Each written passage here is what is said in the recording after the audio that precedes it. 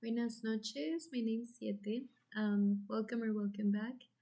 This is a late night video I'm doing to talk about a message that I feel is important. With me starting this channel and talking about manifestation and tarot readings, I first and foremost want to acknowledge something that me as a Mexican person talking to you who has had a long time of reflection on my identity and what it means to be Mexican, to even identify as that, and what are the histories of, the people I come from, the systems that they were under, and their lasting impact and the ways in which that still resonates within me, in my body, my expressions, my surroundings today, the people who I call my people, the ways in which those systems are still impacting us today.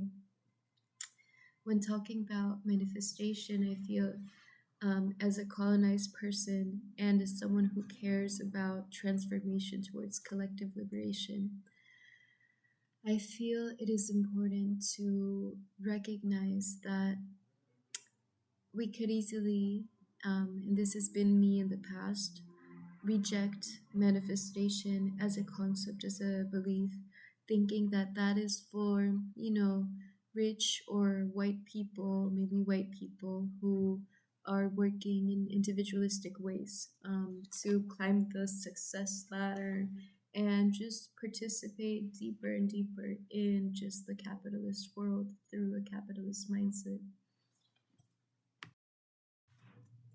But the foundations of a lot of this, what we call manifestation knowledge now, comes from studying pre-colonial cultures and belief systems and just practices that truly transformed this plane of existence, what some of us call the 3D reality. That's just one way of describing it, right? So I want to speak on a little bit about how so much of the way in which this dominant oppressive system and its foundations lie on convincing us oppressed people that manifestation and that power that we have to transform our realities individually and collectively, as if it was something that was out of reach for us.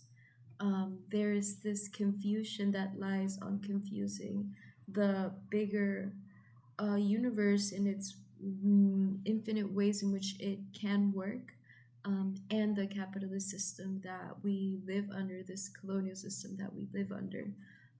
Just being someone that is born as a colonized person under shitty colonial circumstances does not mean that I don't have the power to live a plentiful life. What does create that reality is the belief that because I am not in a position of power within the capitalist system, I am then not in a position of power. I think this is where maybe decolonial thought around reconnection with our own belief, our people's belief systems, ancestral belief systems, and how they manifested their true intentions and what their true intentions are. I think that can, for a lot of us colonized people, be a beautiful, great way of healing individually and collectively. Talking a bit about this focus on what were the true intentions of many of the cultures that we came from, and that capitalist systems, imperialist European systems clashed with because they couldn't work together, because their values were inherently different. They couldn't compromise because the compromise of compromising with capitalism and colonialism just meant integrating into it, because colonialism and capitalism aims to grow and grow and grow and does not care about taking everything in its way to fulfill its individualistic dreams that do not care for the collective harmony beyond just the earth, the cosmos. So yeah, I want to talk a little bit about that. I believe these oppressive systems depend on us feeling powerless, believing that we are powerless under it, to continue thriving because it is such few people. We're keeping it at people today. Maybe we can get into some more intergalactic topics later, but just it's such a few group of people that truly have the amount of power over the material reality of the majority of us, that it is only through propaganda and us integrating the belief systems that serve us that this reality can be maintained, because there are so many of us and we are so powerful that if we woke up to that individual and collective power, and if we use that power to organize ourselves, to be sovereign, independent, from these systems of oppression, and organizing to destroy them where and if needed, we could really just transform this entire system, reality, individually and collectively, if we were just conscious of the power that we have in just our passivity. The fact that we aren't acting is exactly what they need.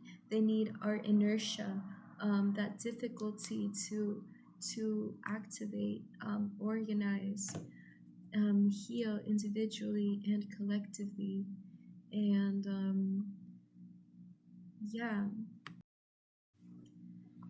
colonized people and our ancestors were no strangers to how energy moves through these planes and how our connections to each other and the beyond inform our realities individually and collectively. And I have a list that I would like to share with you of just a few different cultures and the intentions that they manifested, and some of the ways in which they did so. So here's some different approaches. So the Yoruba in West Africa, they view manifestation through the guidance of the Orishas, and they use divination, Ifa, to align with spiritual forces and destiny, and focus on manifesting communal prosperity, healing, and maintaining balance between the individual and the collective through rituals and ancestral guidance. Some tribes like the Navajo, Lakota, and Cherokee, manifestation is deeply connected to spiritual ceremonies such as vision quests or sweat lodges, where individuals align with the earth and spirit world. Their intentions are focused on healing, harmony with nature, and protecting the collective well-being of the community. In the Andean traditions, among the Inca and other indigenous peoples, manifestations about aligning with Pachamama, Mother Earth, and Inti, the sun, through rituals that honor natural cycles and ancestors.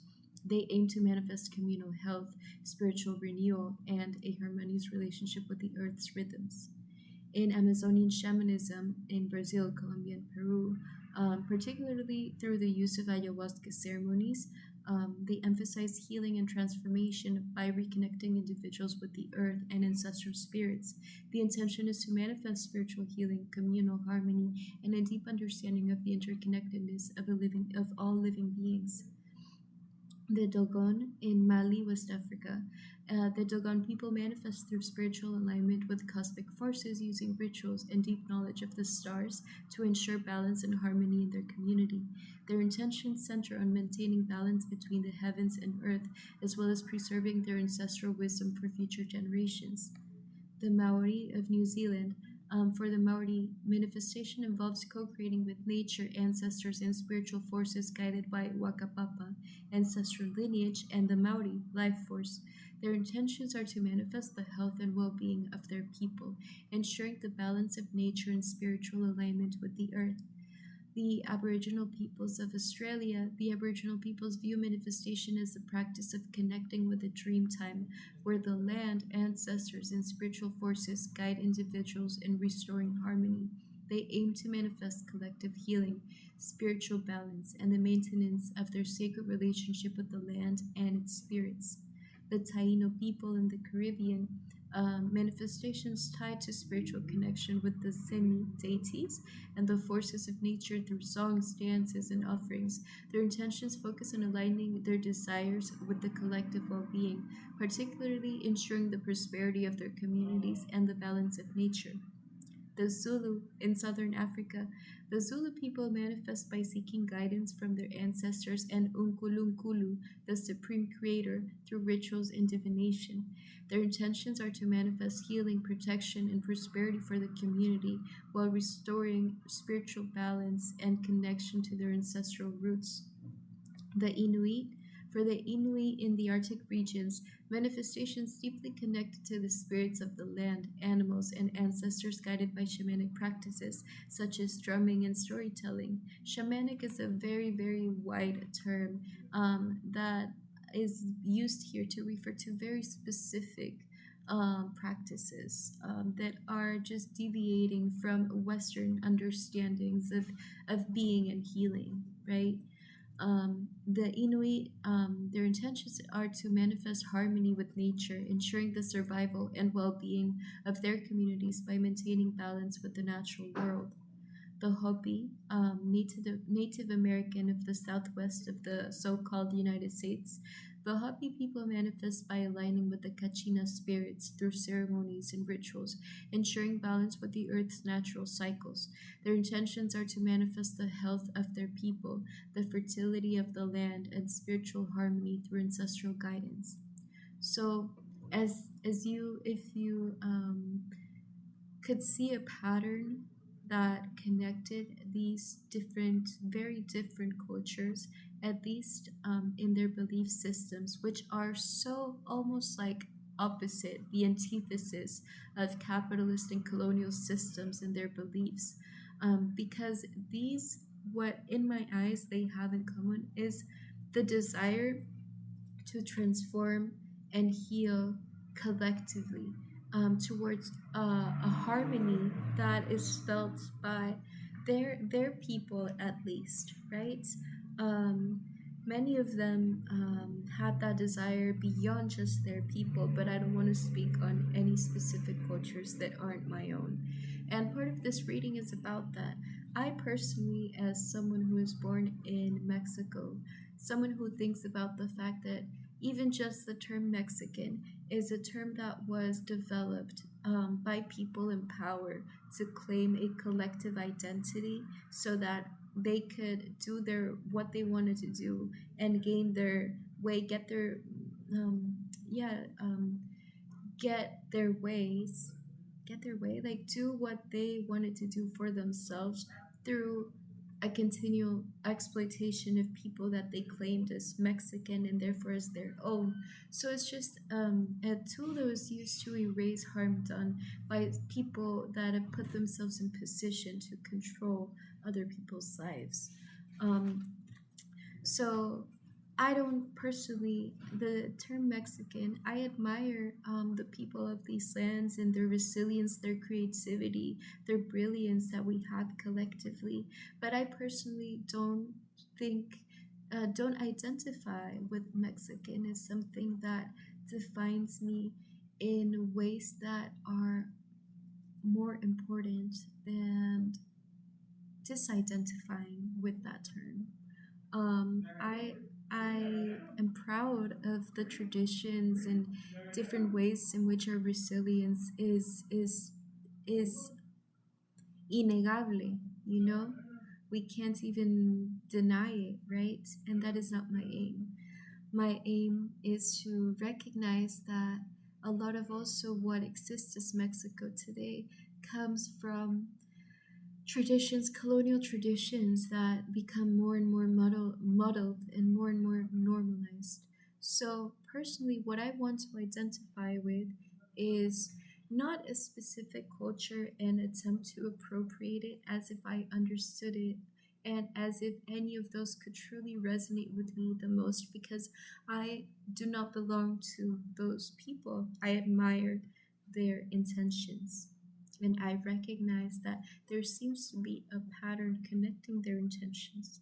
Um, in my eyes, a lot of that desire to be in tune with Earth's natural cycles and protect them and, heal individually and collectively and be part of those cycles of Earth and it's what is just innate. That does not depend on the oppression of others.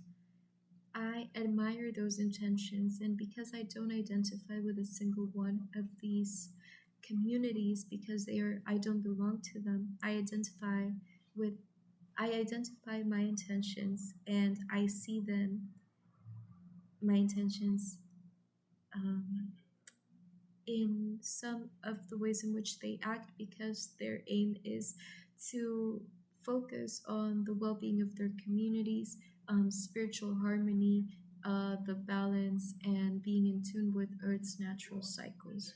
So what I choose to do is to connect with my ancestors, to speak to them, to call in the ones that were focused on what I understand as love. These actions of these peoples and their beliefs, to me, they seem loving as I understand the love as a focus on spiritual healing that extends beyond oneself, and the actions, big and small, to push that forward, to embody that. I choose to call in my loving ancestors. I choose to call in my loving past and alternate lives. I used to call in my spirit guides that are guiding me towards love. And love, again, to me means this harmony with the collective and moving towards that healing, and caring for my community. Love sometimes means knowing how to defend yourself physically, knowing how to defend your people.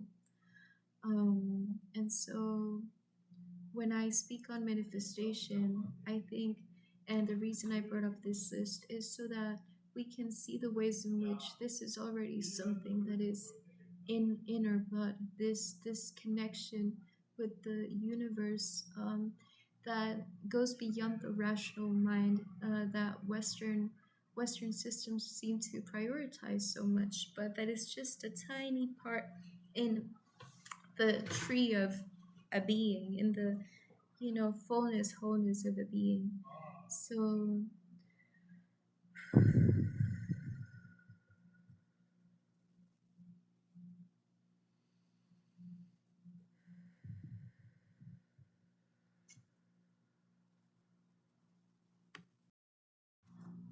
So whoever you are, wherever you're from, what I want to encourage you to do, because it's something that has always made me feel grounded and my sight and my intentions clear, is to ask you to first maybe do your own exploration into your own peoples or maybe ancestors that came from traditions that focused on this harmony, this healing, this just connecting and maintaining relationships with what exists beyond what we can see, and also allowing ourselves to see beyond the veil, that comes with making rationality the prime way in which we relate to our surroundings, ourselves. So maybe I can pull some cards right now, a couple, just to focus on that, to focus how how can we ground in our own, how can we remind ourselves of our own ancestral power and manifest our intentions that are grounded in collective healing? For some of us, that can be studying and practicing our people's practices that have this aim. For some of us, it can be studying different peoples that seem to share that aim and developing our own practices that nurture that focus that, and use that energy as the fuel to transform ourselves and create new realities. Okay, I got us some cards. Got these 3 and a piece of paper. So, first one out says, when and how will you nourish your liberation? This is how I practice luminous freedom. When and how will you nourish your liberation?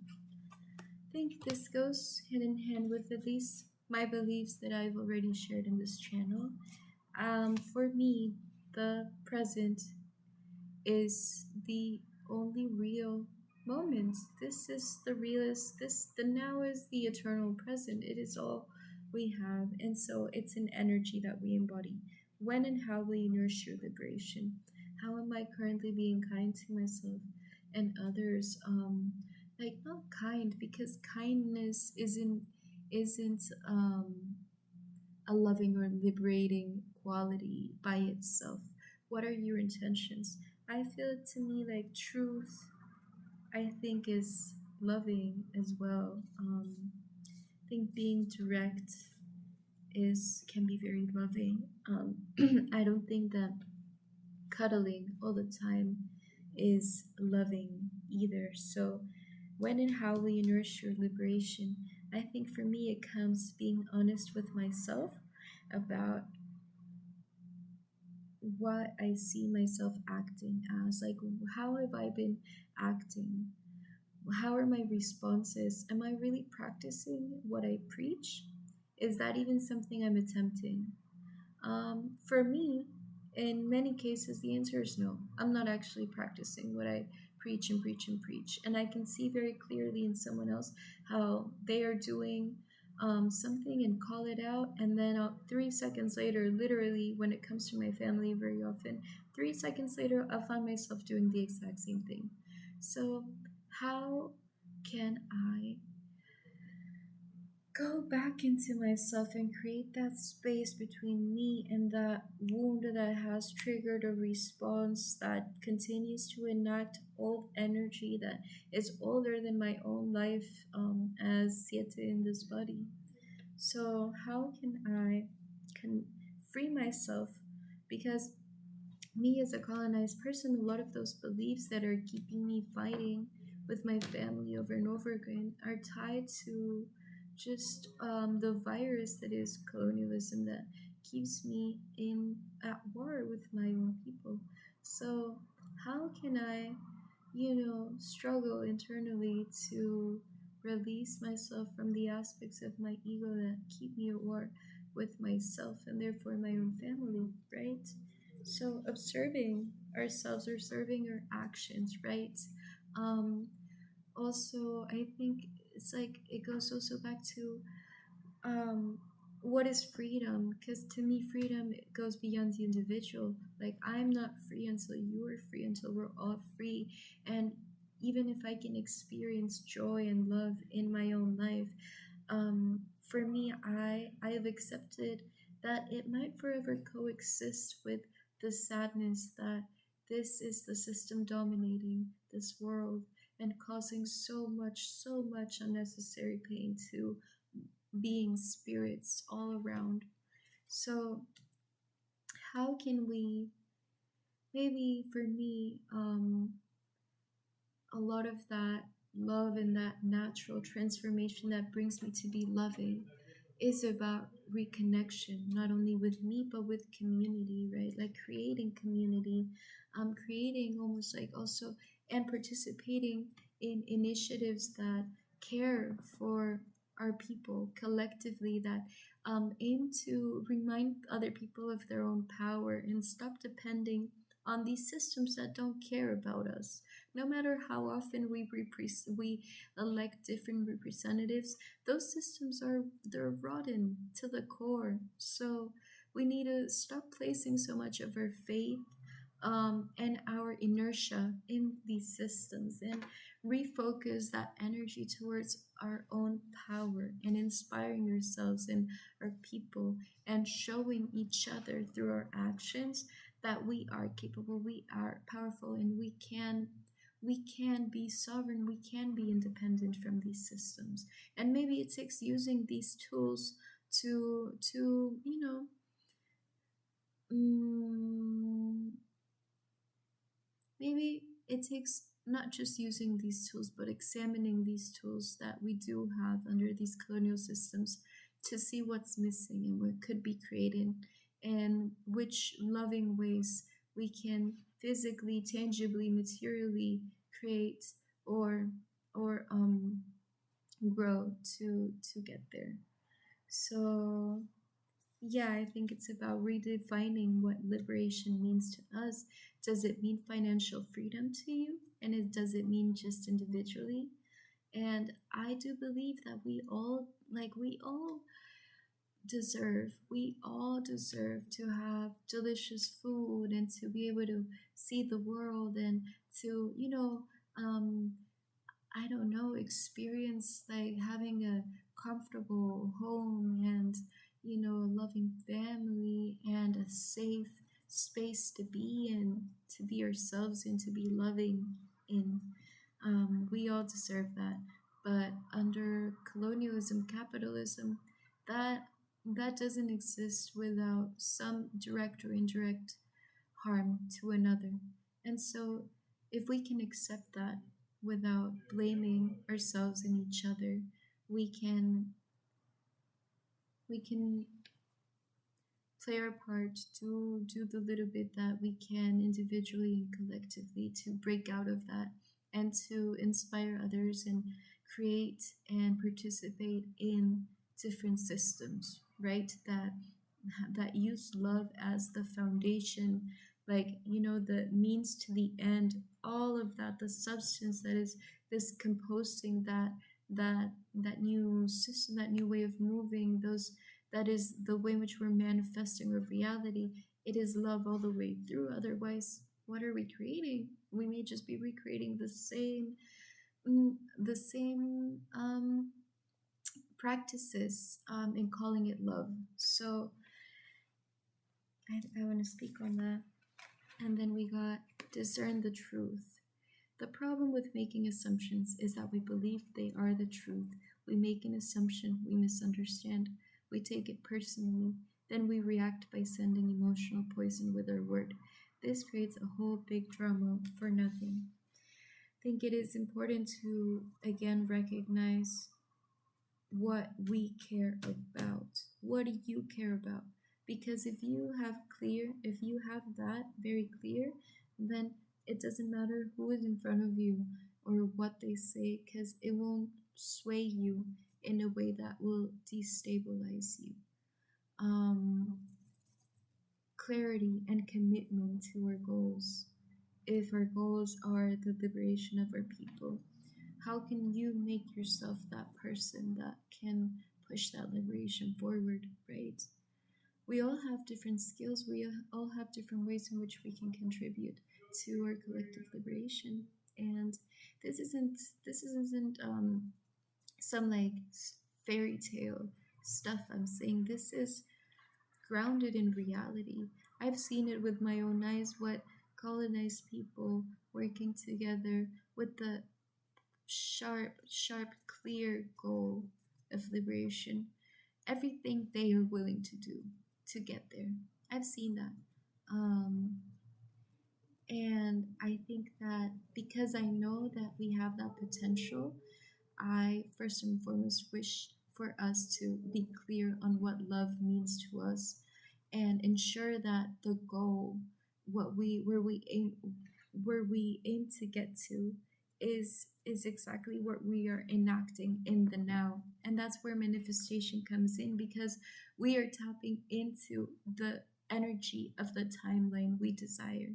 And at least I desire liberation, collective liberation. So how can we tap into that timeline? Through embodying that energy in the now, shifting our lives towards the liberation of that collective, which I promise, like when that was my life and when that was my focus, I felt so whole to a degree. I felt so like satisfied with myself, because even if I was staying up and hours and hours, looking up political education or different things like that I've done in my life, like I was so happy with the reason I was doing that for, that I just had more and more energy to do it. Um, but again, I'm not saying one can't overwork themselves, and that's also why we need to be clear on what love is to us, so that our practices are loving towards ourselves. It involves setting boundaries, right? Sometimes it involves, and this is deviating a bit, but to me, love sometimes can be um, perceived as violence when it is self defense, when we're in situations of someone subjugating another. And that person in power subjugating another, having the power to frame themselves as good, and calling the other person violent for resisting the oppression. Just like these governments who have a monopoly in violence, and then when people, when, for example, baby formula is like the biggest thing stolen, and they have to like lock it up for people not to get there, like that, those are the thieves, those are the bad ones, the people stealing to survive, and doing wrong, maybe breaking in and robbing the store. I'm not trying to like encourage that sort of violence, but I think we need to reframe how we see violence and what we define as love, because um people resisting an oppressive system that they didn't sign up for, um, is, to me, is love for themselves, is someone who values their own lives and values their people's lives. So we have to be careful with how we practice that, and to me, ensure that we always bring it back to love, that there isn't any like unnecessary harm to another, because at the end of the day, colonialism is something that has sickened all of us, especially colonizers, white people. Um, there is a sickness there, that because also in Europe there's been already such a destruction of these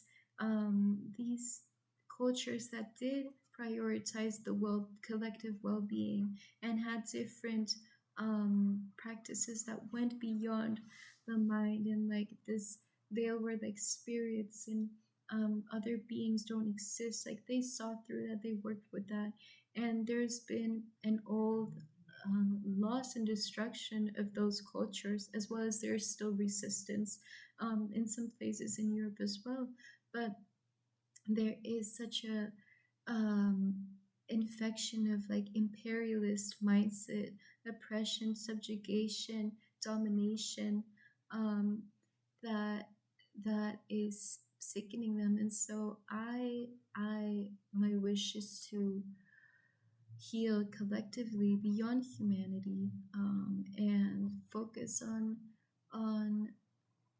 on contributing to the healing and restoration, of like the harmonious coexistence that I believe is present in timelines that I would personally like to access. So yeah, I think that's why I wanted to talk to you about this today, about how manifestation is relevant to us as colonized people who are constantly bombarded with different information that um, that confuses us, and oftentimes just makes us forget about our own power and potential, individual and collective. This last card I'd like to share with you. It says, it's funny because this says freedom and then this says libertad. It says, the flight of freedom. Let go. Why are you carrying so much stuff that does not correspond to you? I think that's very relevant. I think I'm an overthinker, and these are some things that I want to share with you so that maybe if you had some resistance as maybe a colonized person or a person that is, faced the hardships, at least a dimension of the hardships that colonialism produces in your lives, that you give it a shot. Either connecting or learning about different cultures or the cultures of your peoples and your ancestors, or maybe different manifestation practices that help you in small and big ways be always conscious of your power and having presence and just incarnating fully that you do have that capability to transform your reality towards collective liberation and towards your own peace, right? So there are different tools that we can use to get there. Something that has really worked for me, and if you're my friend, like, you've heard me talk about this a bunch of times because I've encouraged all my friends to do this, because I'm someone who, I've been houseless. I've been houseless a few times.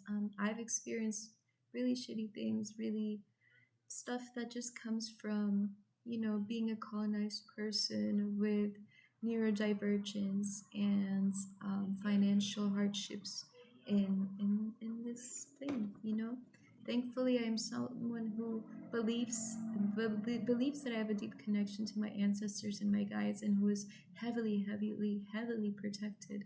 And so I can sit in front of you today and share this with you, because me, with all of the things I've gone through, that are directly related to colonialism being such a shitty, soul-sucking system, I've also witnessed such a crazy amount of miracles and like manifestations of love and just stuff that it's almost like unbelievable in different ways in which the universe communicates with me, that to me at this point it's undeniable. And so I wish to kind of plant that seed in you as well, to encourage you to give it a shot. Talk to the universe, talk to your ancestors, have a conversation that goes beyond the now, and call in the energies that you wish to incarnate, and call them into your 3D reality as well, for you to experience and see that my aim is for you to wish beyond just your individual healing, or individual financial stability and stuff, and really aim for the collective transformation that is so undeniably possible for us, if we believe in ourselves and each other, and encourage each other to ponerse las pilas, like really act on that power, not tomorrow, but today. There's different ways in which we can do that, and if we really commit to that, that can become more and more structured and clear in how it manifests in this plane. So yeah, the last one here is what I was saying. There's no yesterday, there's no tomorrow, there's the now, the eternal present, what energy are we embodying today? How are you going to talk to the next person you see? How are you going to talk to yourself about the chores that you've left to do after this? How are you receiving this reading? And How can you work with other people around you towards liberation today? And I mean really, really making it happen. Really, really showing each other, showing like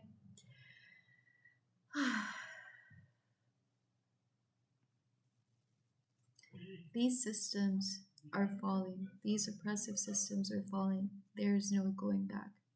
How can we be prepared? Are we going to let them fall on top of us? Or are we going to be ready to transform, to create? How are we already ready to transform and create? What are you creating consciously and unconsciously, passively?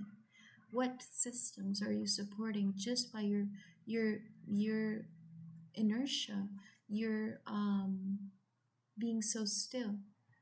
What systems are you contributing to by not doing anything?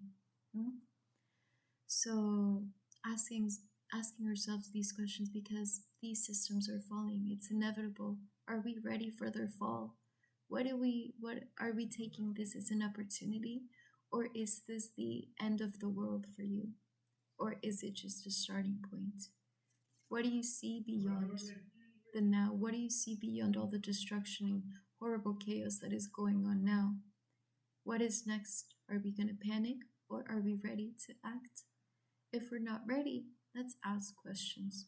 Let's learn. Let's believe in ourselves, believe ourselves capable of doing what is necessary to not just survive, but thrive collectively. Let's learn how to act during a fire. Let's be there for the people who are going through these horrible realities where their houses are up in flames and their neighborhoods, all of these zones that we've been watching and praising and caring for collectively in like California. Like how can we care for people over there today as well? Like how can we show up today for people who are in need?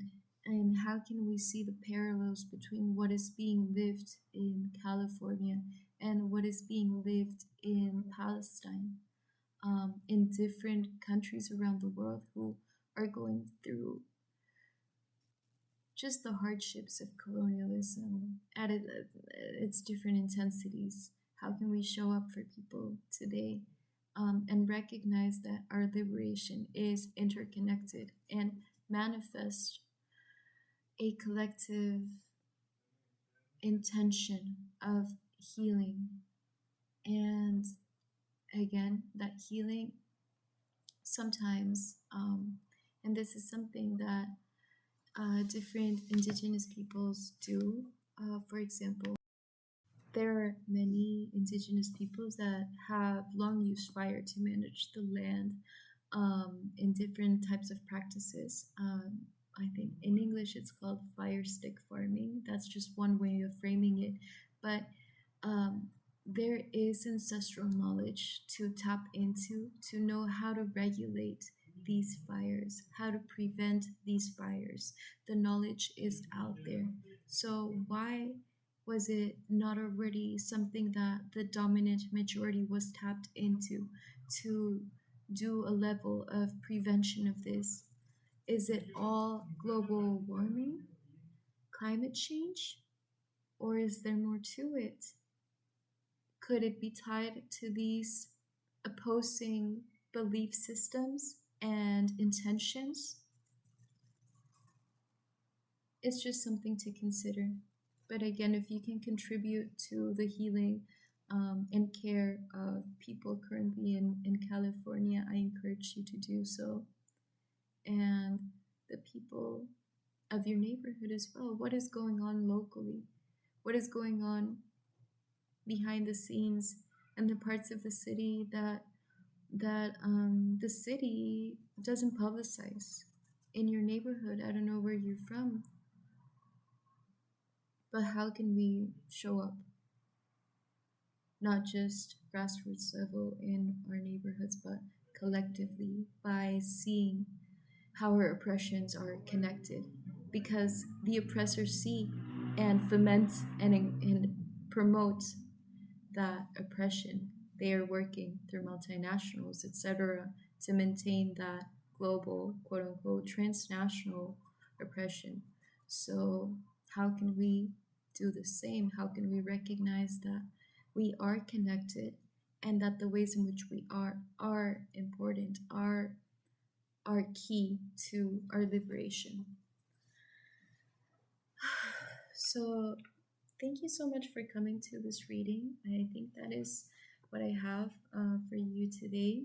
I'm gonna leave you with one more card of these, and I think I'm gonna start a series, maybe focusing, having readings on different aspects of healing from this colonized mindset, right? But I really want to emphasize that decolonization is not a metaphor. And this is Wayne Yang and Eve Tuck. They speak on they wrote the paper Decolonization is Not a Metaphor. And that is a very, very key writing. If you haven't read it, I recommend it. And it's just about how me talking about decolonization and decolonial thought does not mean decolonization, does not mean that what me speaking is actual decolonization. We can unsettle our colonial mindsets and narratives and aim to transform that and maybe bring in different words, coin different terms. But that is not the same as recognizing how the sovereignty of Indigenous peoples and their systems, and how they are already ruling those lands and caring for those lands, and in place, and how can we work to highlight, to really follow and those traditions, because they have a deep connection to the land that has been built through growing with the land in ways that someone that has just moved there or has ancestors that came here with really toxic belief systems and just settled and did what they wanted with the land and called it progress, right? So first and foremost, I believe we should listen to and support the sovereignty of Indigenous peoples on the lands that we have. And sometimes that is confusing. Sometimes we don't know where to start. So I encourage you to maybe look it up, ChatGPT, or, ask around, ask other people, ask questions, and allow those questions to take you and your feet if you are, or your whatever, in which way you're able to get to that knowledge, right? And transform realities once you have that. So I'm gonna pull one more card. Thank you so much for coming today, and I'm thankful that this message came to me today, because having this channel is such a gift, and I want to be able to direct these sorts of conversations that are towards our collective liberation from colonization and these systems of oppression.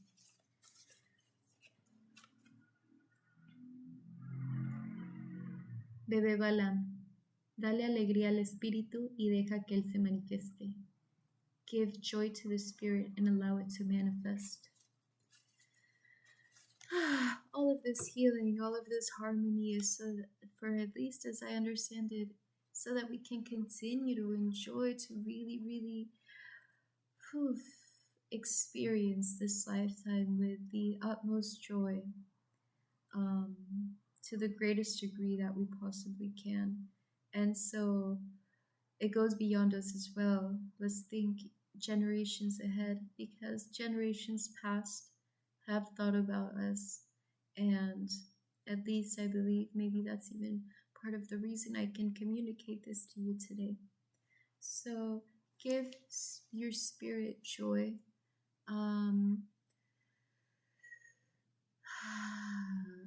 Let the means to the ends be composed of the same substance and let that be love. Thank you so much for being here.